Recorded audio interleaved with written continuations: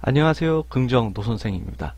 이번 시간에는 컴퓨터를 전혀 알지는 못한 사람들을 위해서 제가 컴퓨터란 무엇인지에 대해서 설명해 드리도록 하겠습니다. 그래서 이제 다음과 같은 순서로 설명해 드릴 건데요. 1번, 컴퓨터란 대체 무엇인가? 2번, 컴퓨터는 어떻게 구성되어 있고 어떤 구조를 가지는가? 3번, 컴퓨터는 대체 전원을 꽂으면은 어떻게 동작하게 되는가? 4번, 인베디드 컴퓨터는, 인베디드라는 말을 저희가 이제 흔히 쓰는데요. 그럼 인베디드 컴퓨터는 과연 무엇인가? 그리고 슈퍼컴퓨터는 과연 무엇인가? 이런 거에 대해서 설명을 드리도록 하겠습니다. 그래서 먼저 이제 컴퓨터가 뭔지 알기 위해서는 저희가 흔히 이제 궁금한 게 생기면은 어디에 물어봅니까? 네이버 또는 구글에 물어보죠. 그래서 제가 구글에다가 컴퓨터란 무엇인지 일단 검색을 해보겠습니다. 그러면은 이런 데 보시면 나무위키 또는 위키백과의 컴퓨터에 대한 설명이 아주 잘 나와 있어요. 컴퓨터는 뭐라 이렇게 하는데, 이런 거를 이제 읽어보시면 정확한 뜻을 알 수 있고, 제가 정말 간단하게 말씀을 드리면은, 컴퓨터는 뭔가 계산 또는 뭔가 계산하는 기계죠. 계산하는 기계. 계산하고 뭔가 수행하는 기계입니다. 수행하는 기계. 그러면 이 컴퓨터가 이제 저희가 흔히 알고 있는 계산기와 어떻게 다른지, 그거에 대해서 또 설명을 드리도록 하겠습니다. 그거를 알기 위해서는 저희가 이제 컴퓨터의 구조를 알아야 되는데요. 컴퓨터의 핵심 이제 부품이라고 불리는 게 CPU입니다. CPU. 그래서 구글에다가 CPU를 또 검색하도록 해보도록 하겠습니다. 그러면 CPU는 또 보면은 중앙 처리 장치 또는 이렇게 CPU를 중앙 처리 장치라고 하거든요. 그래서 CPU의 약자는 Central Processing Unit. 그래서 중앙 처리 장치는 뭐 소프트웨어 명령을 하고 뭐를 하고 하는데, 이게 말 그대로 컴퓨터의 제일 핵심이 되고, 이게 뭔가 계산하고 연산하는 그런 부품입니다. 그래서 CPU의 핵심 부품은 뭐다? 컴퓨터의 핵심 부품은 CPU입니다. CPU. 즉 컴퓨터가 CPU를 가지고 있으면은, 어떤 기계가 CPU를 가지고 있으면 그것은 곧 컴퓨터다.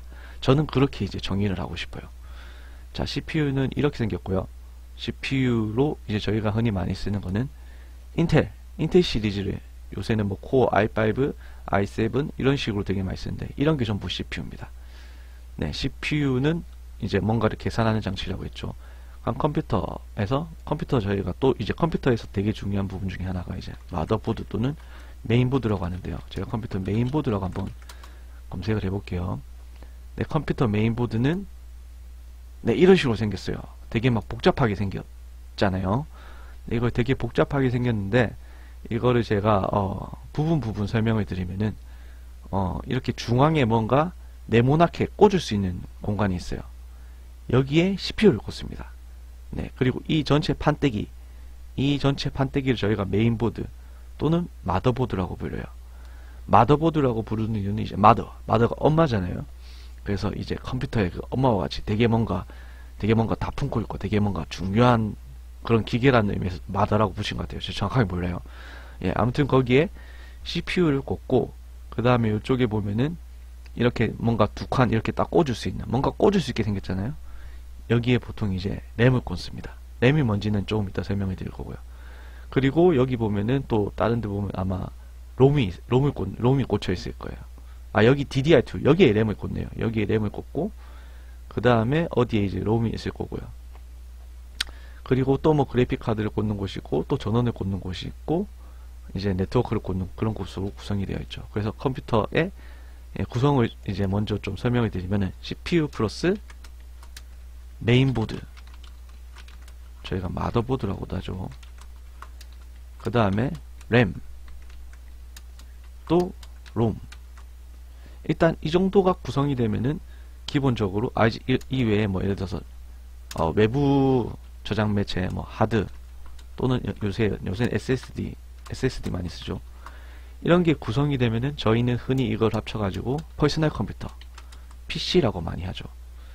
네, 근데 이 모든 게 있어야 컴퓨터냐? 그렇진 않아요. 컴퓨터는 맨 처음에 말씀드렸듯이 뭔가를 계산하고 수행하는 기계이기 때문에 거기 핵심이 되는 거는 CPU고, CPU인데 이제 전원을 꽂았을 때 CPU가 뭔가 계산하기 위해서는 뭔가 계산하는 프로그램이 저장되는 그런 저장 장치가 필요하거든요. 그래서 CPU와 이런 보드와 뭔가 저장할 수 있는 기억장치, 저장장치, 그게 램이 됐든 롬이 됐든 뭐 하드가 됐든 이런 몇 가지 저장장치와 이제 CPU와 보드만 있으면 그걸 컴퓨터라고 불려요. 네, 그러면은 CPU와 메인보드에 대해서는 제가 설명을 드렸고, 그러면 이번에는 램에 대해서 한번 설명을 드려볼게요.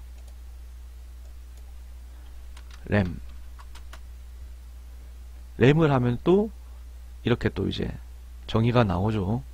램은 나무 위키에 가서 한번 볼까요? 네, 램에 대한 설명은 램은 랜덤 어세스 메모리의 약자입니다. 랜덤 어세스 메모리. 그 뜻을 그냥 그대로 해석해 보면은 자유롭게 접속할 수 있는 기억 장치. 즉 이 말은 여기 보면 설명이 나와 있죠. 자유롭게 읽고 쓸 수 있다. 이것이 램의 특징인데요. 램은 저희가 뭔가 이제 컴퓨터한테 명령을 할 때 뭔가 그런 데이터들을 저장할 수 있는데, 저장을 할 때 어떻게 해요? 저희가 마음대로 데이터를 넣었다가 뺐다가 그렇게 할 수 있는 그런 메모리죠. 이제 램의 또 굉장히 큰 특징 중에 하나는 휘발성 메모리입니다. 휘발성이라는 거는 전기가 나가버리면은 램에 있는 내용이 다 삭제가 돼요. 그러니까 전기가 꽂아서 이제 이렇게 전기가 흐르게 되면은 그때는 데이터를 쓰고 뭐 지우고 뭐 그렇게 할 수 있지만, 전기를 뽑아버리면 거기 있는 데이터는 전부 사라져 버린다. 네. 그렇기 때문에 그렇게 되면 예를 들어서 저희가 이제 컴퓨터를 이제 딱 켰을 때 뭔가 이제 윈도우 같은 게 이제 실행이 돼야 되는데 매번 그렇게 데이터가 날아가면 안 되잖아요.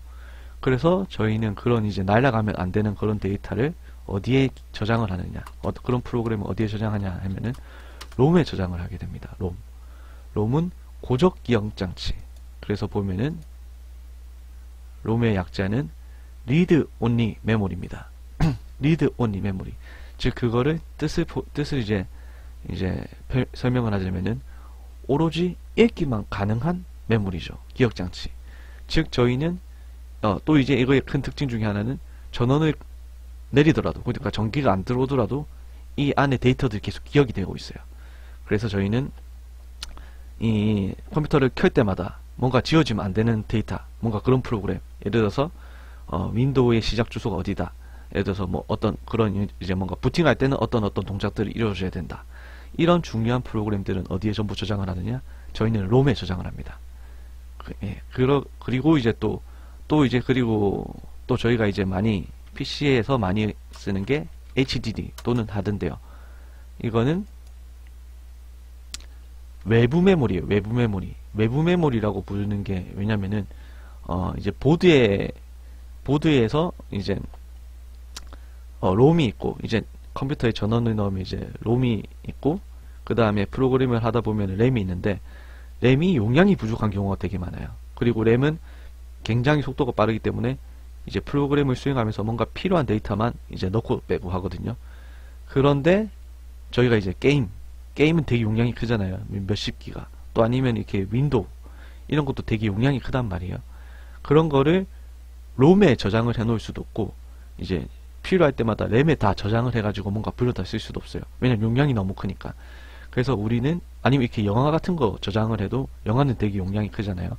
그래서 이렇게 용량이 큰 그런 프로그램들을, 아니면 그런 이제 뭔가 데이터들을 어디에 저장을 해놔야 돼요. 그때 저장을 하는 장치가 이제 하드디스크 또는 SSD 이런 데 저희가 저장을 하게 되는 거죠. 이런 데 저장을 해 놓으면 특징은 저희가, 이거는 마찬가지로 전기가 나가더라도 안에 데이터가 지워지지 않아요. 어떻게 보면 롬과 되게 비슷한데, 롬이랑 다른 거는 롬은 굉장히 빠르고 굉장히 용량이 작기 때문에 정말 핵심적인 그런 프로그램만 저장을 하는 데 비해서 이제 하드 또는 SSD에 저장하는 그런 거는 이제 용량이 크고 그렇게 조금 느려도, 이렇게 접속하는 생각보다 느려도 상관이 없는 그런 거를 저장을 하게 됩니다. 그래서 사람들이 하드디스크라고 하면 실제적으로 이렇게 부품처럼 생겼고요. 또 저희는 요새 이제 조립 컴퓨터나 이제 컴퓨터 사게 되면은 하드 대신에 전부 SSD라는 외부 저장 장치를 기본적으로 사용하게 됩니다. SSD의 약자는 Solid State Drive라는 거고요. 여기 이거 이제 마찬가지로 나무 위키 이런 데 보면은 굉장히 설명이 잘 돼 있어요.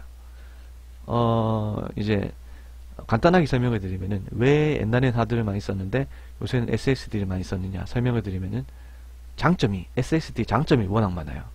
SSD의 장점이라 하면은 일단 외부 충격이 어느 정도, 외부 충격에 대한 이제 뭐라 해야 되지, 충격이 강해요. 옛날에 쓰던 그런 하드 같은 경우에는 충격이 이렇게 하드디스크가 있는데 충격이 딱 오면은 하드디스크의 내용이 일부 손상이 되거나 지워지거나 이렇게 됐는데, SSD 같은 경우에는 외부 충격이 오더라도 거기에 되게 강합니다. 그리고 또 속도도 훨씬 빨라요. 옛날에 하드보다는 SSD가 속도가 훨씬 빠르거든요. 그리고 이제 에러도 덜 나고 뭐 속도도 빠르고 이러니까 뭐 딱히 안 쓸 이유가 없는 거죠. 사실 옛날에 SSD는 하드에 비해서 용량이 되게 적었어요. 옛날에는 뭐 16기가 뭐 100기가 이렇게만 돼도 와 SSD 되게 용량 크다고 했었는데, 요새는 뭐 몇십 기가 뭐 몇백 기가 이렇게까지 다 되니까 뭐 테라까지 SSD가 되나? 아무튼 테라까지 되는 거라고 했는데, 그러면 사실 이렇게 용량이 큰 용량까지 지원이 되면은 굳이 하드가 쓸 필요가 없어지는 거죠. 그래서 이제 점점 하드는 역사 속으로 이제 그냥 흘러가고 있는 거죠. 네, 그래서 지금까지 이제 기본적으로 컴퓨터에서 부품에 대해서 설명을 드렸고요. 네, 이게 내용이 좀 길어져서 컴퓨터 동작 원리와 인베디드 컴퓨터, 슈퍼컴퓨터란 무엇인지는 다음 강의에 설명을 드리도록 하겠습니다.